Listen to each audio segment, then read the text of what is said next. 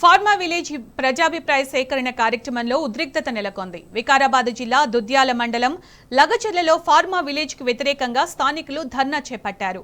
రైతులతో చర్చించేందుకు వచ్చిన జిల్లా కలెక్టర్ ప్రతీక్ జైన్ తో పాటు ఇతర అధికారుల కార్లపై రాళ్ల దాడి చేశారు.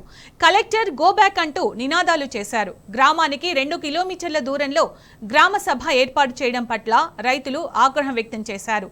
రైతుల రాళ్ల దాడిలో కలెక్టర్, తహసీల్దార్ కార్ల అద్దాలు ధ్వంసమయ్యాయి.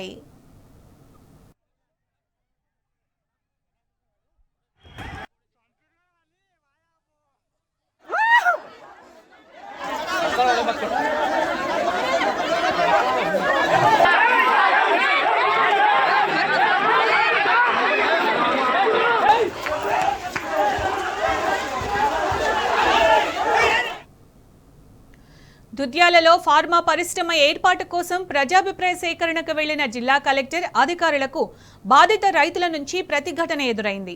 ఫార్మా సంస్థ ఏర్పాటుకు లగచెర్ల గ్రామానికి చెందిన రైతులతో ప్రభుత్వం సంప్రదింపులు జరుపుతోంది. ఫార్మా సంస్థ ఏర్పాటును రైతులు తీవ్రంగా వ్యతిరేకిస్తున్నారు. దుద్యాల శివారులో ప్రజాభిప్రాయ సేకరణ ఏర్పాట్లు చేశారు. అయితే రైతులు మాత్రం అక్కడికి వెళ్లకుండా లగచెర్లలోనే ఉండిపోయారు.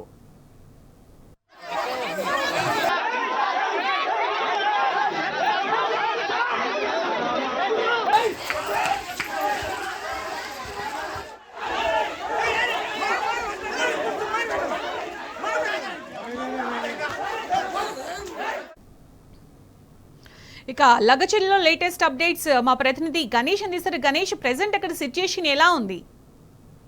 సుంత గత నెలలో ఏ విధంగానైతే ఫార్మాను వ్యతిరేకిస్తూ ప్రజాభిప్రాయ సేకరణలో వాళ్ళందరూ కూడా వ్యతిరేకించడం జరిగింది. సేమ్ అదే సిచ్యువేషన్ నేడు కూడా లగచెర్లలో చోటు చేసుకోవడం జరిగింది.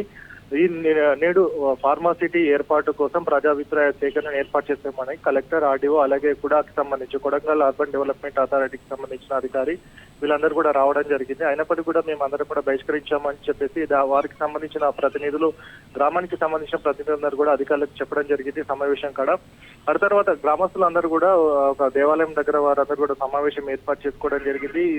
ఈ సమావేశాన్ని మనం బహిష్కరించాం కాబట్టి ఫ్యూచర్ ఏ విధంగా ముందుకెళ్దామని చెప్పేసి వారందరూ కూడా డిస్కస్ చేసుకునే సందర్భంలో కలెక్టర్ కావచ్చు అలాగే ఆర్డీఓ మిగతా అధికారులందరూ కూడా సమావేశం ఏర్పాటు చేసుకున్న ప్రాంతానికి వెళ్లడంతో ఒకేసారిగా ఉద్రిక్త వాతావరణం ఏర్పడడం జరిగింది. అక్కడ సిచ్యువేషన్ అదుపు తప్పుతుంది అని తెలిసినప్పటికీ కూడా కలెక్టర్ కావచ్చు, కూడా అధికారులు అలాగే ఆర్డీఓ అక్కడికి వెళ్లడం పట్ల కూడా అధికారులు ఏదైతే ప్రజలు ఉన్నారో వారందరూ కూడా కోపదృక్తులు కావడం జరిగింది. అలాగే ఇప్పటికే మేము ప్రజాభిప్రాయ సేకరణను వ్యతిరేకించాము, అయినప్పటికీ కూడా మేము ఎక్కడికి వెళ్తే అక్కడికి ఎందుకు వస్తున్నారు అన్నట్టు వారందరూ కూడా ఆందోళన వ్యక్తం చేయడం జరిగింది.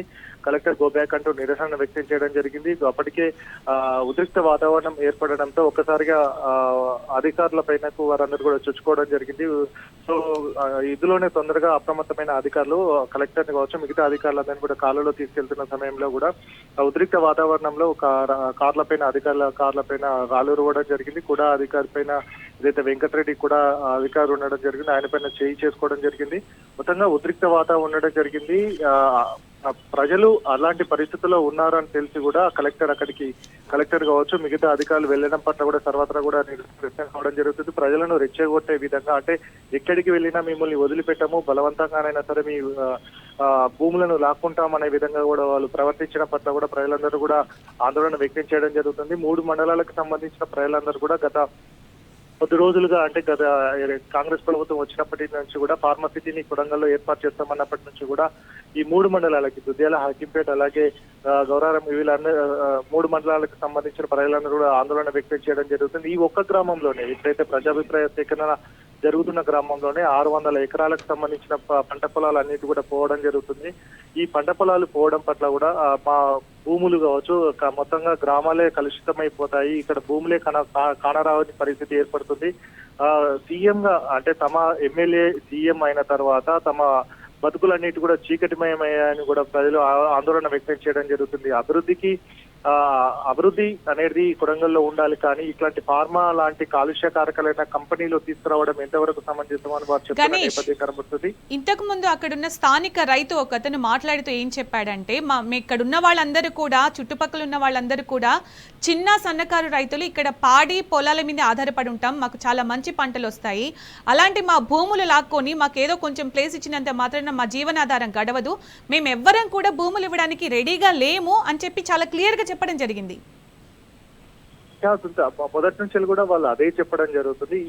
ఈ ఏరియా ఏదైతే ఉండడం జరిగిందో 3 మండలాలకు సంబంధించిన ప్రజల్లో పాడి పంటలు కూడా పుష్కలంగా ఉండడం జరుగుతుంది. పెసర్లు కావచ్చు, బొబ్బర్లు, కందులు లాంటి పంటలు పుష్కలంగా కూడా ఇక్కడ పండడం జరుగుతుంది. వారందరూ కూడా వ్యవసాయమే ఆధారంగా పనిచేయడం జరుగుతుంది. ఆ డ్రిప్ ఇరిగేషన్ కావచ్చు, స్ప్రింక్లర్స్ కావచ్చు, ఏదైతే మోడర్న్ టెక్నాలజీ ఉండడం జరిగిందో వాటన్నిటి కూడా ఎప్పటికప్పుడు వాళ్ళు అప్డేట్ అవుతూ అక్కడ వారందరూ కూడా జీవనోపాధి పొందడం జరుగుతుంది. మిగతా ఏవైతే ఉండడం జరుగుతుంది, ముఖ్యంగా మహిళలందరూ కూడా వ్యవసాయం పైన ఆధారపడి ఉంటారు. మిగతా వ్యక్తులు ఎవరైతే పురుషులు 2-3 ఉంటే మాత్రం వారందరూ కూడా వలస వెళ్లే పరిస్థితి నెలకొంటుంది. ఎందుకంటే బొంబాయి కావచ్చు, మిగతా ప్రాంతాలకు వారందరూ కూడా వలస వెళ్లే పరిస్థితి ఉంటుంది. ఈ తాండాలన్నిటి కూడా ముఖ్యంగా వీరందరూ కూడా వ్యవసాయమే ఆధారంగా వీరందరూ పనిచేస్తారు. కాబట్టి ఇప్పుడు మా పొలాలు తీసుకుని వెళ్తే మళ్ళీ మేము ఎక్కడికి వెళ్ళాలి అనే సమస్య కూడా ఉండడం జరుగుతుంది. మిగతా వాళ్ళందరూ కూడా బతుకు తెరువు లేకనే చాలా చోట్ల నుంచి వెళ్ళి, కొడంగల్ ప్రాంతం నుంచి వెళ్ళి, సాయంత్రం పూట అయితే చాలు దౌలతాబాద్ నుంచి వెళ్ళి బొంబాయికి బస్సు ఉండే పరిస్థితి. ఆ బస్సు కూడా ఫుల్ అయిపోతుంది అని అంటే మనం ఆ పరిస్థితి ఏ విధంగా ఉందనేది అర్థం చేసుకోవచ్చు. అట్లాంటి సిచ్యువేషన్ లో ప్రాంతానికి అభివృద్ధి కారకాలైన ఫుడ్ టెక్నాలజీకి సంబంధించి కావచ్చు, ఫుడ్ ప్రాసెసింగ్ కావచ్చు, టెక్స్టైల్ లాంటి పరిశ్రమలు తేవాలి అని చెప్పేసి చెప్తున్న పరిస్థితి ఉంది. ఏదైతే చందనవల్లి, షాబాద్ ఏరియాలో ఎట్లాంటి పరిశ్రమలు రావడం జరిగిందో అట్లాంటి పరిశ్రమలు తీసుకురండి, తమ భూములు ఇవ్వడానికి, తాము అభివృద్ధికి ఆటంకం కాకుండా తాము స్వచ్ఛందంగా భూములు ఇస్తామని కూడా చెప్తున్న నేపథ్యం ఉంది. ఎందుకంటే వలసలు కావచ్చు, అక్కడ ఉన్న నిరుద్యోగ యువత ఎవరైతే ఉన్నారో వారందరూ కూడా పుష్కలంగా ఉద్యోగాలు వస్తాయి, ఉపాధి దొరుకుతుంది అని చెప్తున్నారు. కానీ కాలుష్యం ఏదైతే ముఖ్యంగా కాలుష్యకారకరమైన ఫార్మా కంపెనీలు వద్దు అంటున్నాము. ఫార్మా కంపెనీలు తప్ప మిగతా ఏదైనా తీసుకురండి, తాము ఓకే అని చెప్తున్నారు. ప్రతి ఒక్కరు కూడా చెప్తున్న సందర్భం. కానీ ఫార్మా కంపెనీలు తేవడంలో మీ ఉద్దేశం ఏంటి, మీ ఎవరి స్వలాభం కోసం తీసుకొస్తున్నారు అనేది కూడా వారు మొదటి నుంచి ప్రశ్నిస్తున్న సందర్భం కనబడుతుంది. ఎందుకంటే కొండారెడ్డిపల్లిలో మీ సీఎంకి ఏదైతే భూములు ఉన్నాయో మీరు అక్కడ పెట్టుకోండి, మా దగ్గర ఎందుకు పెట్టుకుంటున్నారు అనే సందర్భం కూడా మొన్న రావడం జరిగింది. కాబట్టి ప్రజలు ముఖ్యంగా ఒకే ఒకటి చెప్తున్నారు, మీరు మా ప్రాణాలైనా పోయినా సరే కానీ మేము ఈ ఫార్మా కంపెనీలకు వ్యతిరేకంగానే పోరాటం చేస్తాం, ఎక్కడికి వరకైనా వెళ్ళడానికైనా సిద్ధమే అని చెప్తున్న నేపథ్యం ఉంది. కాబట్టి ఇప్పుడు అధికారులు ఏదైతే వారి దగ్గరికి వెళ్లారో వాళ్ళని రెచ్చగొట్టే విధంగానే చేయడం జరిగిందని వారందరూ కూడా చెప్తున్న నేపథ్యం కనబడుతుంది. కాబట్టి మేము మీ దగ్గరికి రాలేదు, మీరే మా దగ్గరికి వచ్చి మమ్మల్ని రెచ్చగొట్టారనేది కూడా గ్రామ. ఇంకొకటి గణేష్, ఇక్కడ రైతులు చెప్పడం ఏంటంటే అసలు మాకు ఇన్ఫర్మేషన్ లేదు, మాకు ఇష్టం లేదు అని ముందే చెప్పాము, మాకు ఎవరికి కూడా ఇన్ఫర్మేషన్ లేదు, అలాంటిది మీరు అన్నట్టుగా ఇంతకు ముందు చెప్పినట్టుగా కావాలని రెచ్చగొట్టడానికే వాళ్ళు వస్తున్నారు.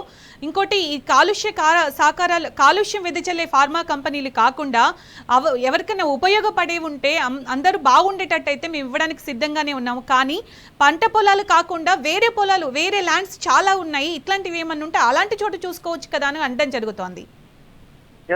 మీరు అన్నట్టు ఏదైతే బీడు భూములు చాలా ఉన్నాయి కొడంగల్ కి సంబంధించి, కొడంగల్ ఏరియాలో ఇవన్నీ కూడా తాండాలో వీళ్ళంతా కూడా పంటలు, పాడి పంటలతోటి వీళ్ళందరూ కూడా జీవనోపాధి సాగిస్తారు. బీడు భూములు ఎక్కడైతే ఉండడం జరిగింది, ఇప్పటికే సిమెంట్ ఫ్యాక్టరీ తీసుకొస్తాము అని చెప్పేసి ఏదైతే తాండూరు కర్ణాటక బార్డర్లో సిమెంట్ ఫ్యాక్టరీలు ఉండడం జరిగింది. కాబట్టి అదే ప్రాంతానికి సంబంధించి ఈ సిమెంట్ ఫ్యాక్టరీ ఒక పక్క, అలాగే ఈ పక్కన మరొక పక్క ఇట్లాంటి కంపెనీలు తీసుకురావడం పట్ల వారు ఆందోళన వ్యక్తం చేయడం జరుగుతుంది. ముఖ్యంగా ఇప్పుడు వీరు మొన్ననే మెడికల్ కాలేజీకి సంబంధించి భూములు ఇవ్వాలి అన్న ఉద్దేశంలో వారందరూ కూడా భూములను వ్యతిరేకించడం జరిగింది. మేము భూములు ఇవ్వము అని చెప్పడం జరిగింది. తర్వాత ఇది అభివృద్ధికి సంబంధించిన అంశము అనేది మాజీ ఎమ్మెల్యే పట్నం నరేందర్ రెడ్డి కావచ్చు, అలాగే బీఆర్ఎస్ నేతలు కూడా కొద్దిమంది వారికి చెప్పడం జరిగింది. మనకు మెడికల్ కాలేజ్ వస్తే సుదూర ప్రాంతాలకు వెళ్లాల్సిన అవసరం ఉండదు, మనం అభివృద్ధి చెందుతాము, మెడికల్ కాలేజీ వల్ల ఇబ్బందులు తలెత్తవు అని చెప్పిన తర్వాత భూములు ఇవ్వడం జరిగింది. ఎందుకంటే అది అభివృద్ధికి సంబంధించిన అంశం కాబట్టి ఏదైనా రోడ్డు ప్రమాదాలు ఏర్పడినప్పుడు తొందరగా హాస్పిటల్కి తీసుకెళ్లాల్సిన అవసరం ఉంటుంది. సో ప్రజలు అదే కొడంగల్ ప్రజలు మెడికల్ కాలేజీకి భూములు ఇచ్చారు, మరి ఇక్కడ ఎందుకు ఇవ్వలేదు అని అంటే కాలుష్యం కారకం వల్ల వారి భూములే కాకుండా చుట్టుపక్కల ఉన్న ప్రాంతాలన్నిటి కూడా కాలుష్య కారకాలు అయిపోతాయి. భూగర్భం జలాలు ఏవైతే ఉన్నాయో అవన్నీ కూడా కాలుష్యం కారకాలు అయిపోతాయి. కాబట్టి జీవనోపాధి కావచ్చు, తమ జనరేషన్స్ ఫ్యూచర్ జనరేషన్ అంతా కూడా వ్యవసాయం అనేది కూడా కనుమరుగైపోతుంది అని కూడా చెప్తున్న నేపథ్యం కనబడుతుంది. కాబట్టి అందుకోసమే తమ భూములు ఇవ్వము, అభివృద్ధికి సంబంధించి ఏదైతే షాబాద్, చేవెల, చందనవేలి లాంటి ప్రాంతాల్లో కైటెక్ లాంటి పరిశ్రమలు కావచ్చు, అమెజాన్ డాటా సెంటర్ లాంటి పరిశ్రమలు ఏవైతే ఉన్నాయో అట్లాంటి వాటిని తీసుకురండి. ఐటీకి సంబంధించిన అమెజాన్ డాటా సెంటర్ కావచ్చు, టెక్స్టైల్ పార్కులకు సంబంధించి, అలాగే కైటెక్స్ లాంటి కంపెనీలను, వెల్స్పన్ లాంటి కంపెనీలను ఇక్కడికి తీసుకురండి. దీనివల్ల మాకు ఉపాధి దొరుకుతుంది. మీరు సీఎం గా ఉండి మా కొడంగల్ ప్రాంతాన్ని అభివృద్ధి చేశారని కూడా మేము మిమ్మల్ని పూజిస్తామని కూడా వారు చెప్తున్న నేపథ్యం. కానీ ఎందుకోసం ఈ 3,000 ఎకరాలలో ఫార్మా కంపెనీని తేవడం వల్ల ఎవరి ప్రయోజనాలు ఉన్నాయి? కాలుష్య కారకాలకు సంబంధించి వాటిని ఈ పచ్చని పంట పొలాల్లో ఇక్కడనే తీసుకురావాల్సిన అవసరం ఏముంది? ఈ పోలేపల్లి ఏలమ్మ టెంపుల్ ఎక్కడైతే పరిసర ప్రాంతాలు ఉన్నాయి ఇవన్నీ కూడా పచ్చగా ఉండేటి ప్రాంతాలు, ఇవన్నీ ఇక్కడే ఎందుకు తీసుకొస్తున్నారు? బీడు భూమి లాంటి ఎక్కడైతే ఉన్నాయో అక్కడికి తీసుకెళ్ళండి అని అంటే మాత్రం వినకుండా బలవంతంగా మీరు ఎంత చెప్పినా సరే మీ భూములే లాక్కుంటామనేది కూడా చెప్తున్న నేపథ్యం కనబడుతుంది. కాబట్టి ఇందులో భాగంగానే గతంలో అక్టోబర్లో రేగర్చెల్లకు సంబంధించి కావచ్చు, తాండాలో ఇలాంటి ఇబ్బంది పరిస్థితి నెలకొంది. సొంత పార్టీకి సంబంధించిన మండల అధ్యక్షుడినే కాంగ్రెస్ పార్టీ కార్యకర్తలే, ఆ గ్రామానికి సంబంధించిన కాంగ్రెస్ పార్టీ కార్యకర్తలే అతన్ని కొట్టడం పట్ల కూడా వ్యతిరేకత ఎంతగా ఉంది అంటే పార్టీలకు అతీతంగా వీరందరూ కూడా పోరాటం చేయడం జరుగుతుంది. కాబట్టి కాంగ్రెస్ పార్టీ ఏ పార్టీ అని కాకుండా కూడా కాంగ్రెస్ పార్టీ మండల అధ్యక్షుడినే కాంగ్రెస్ పార్టీ కార్యకర్తలే కొట్టారు అని అంటే పరిస్థితి ఏ విధంగా ఉందో మనం అర్థం చేసుకోవచ్చు. సో మొత్తంగా ఫార్మా కంపెనీలకు తాము వ్యతిరేకము, అభివృద్ధికి సంబంధించిన కంపెనీలు ఏవైతే వస్తాయో కాలుష్యం కాకుండా తమ పంట పొలాలు బాగుంటాయి, మేము ఇక్కడ ఉన్న యువతకి ఉపాధి లభిస్తుంది, అందరికీ ఉపాధి లభిస్తుంది. కాబట్టి ఇక్కడ అభివృద్ధి చెందుతున్న ప్రాంతంగా కొడంగల్ ఉంటుంది అనేది కూడా వారు చెప్తున్న నేపథ్యం కనబడుతుంది. కాబట్టి సో మొత్తంగా ఈ కాలుష్యకారకాలైన ఫార్మా కంపెనీలను తాము వ్యతిరేకిస్తాము.